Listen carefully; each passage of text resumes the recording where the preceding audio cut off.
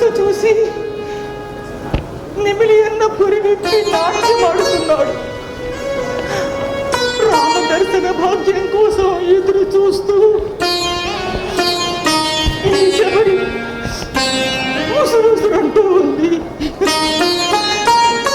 ఎన్ని నాళ్ళని కన్నులు కాయగా ఎదురు చూసినయ్యా రామచంద్ర.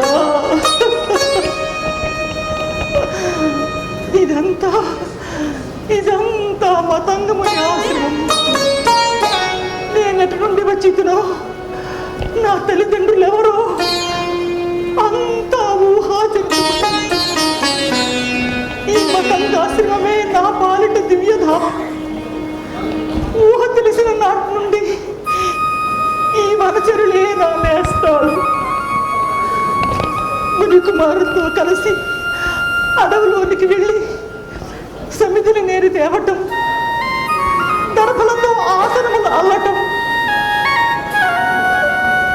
యజ్ఞవాటికలను గోమయముతో అలికి పంచవన్నెల ముగ్గులు పెట్టడం, పూలతలకు పందిళ్ళు వేయటం, పాదులు చేయటం, నీరు పోయటం ఏ నాటి నుండో ఇదే నా తెలుసు.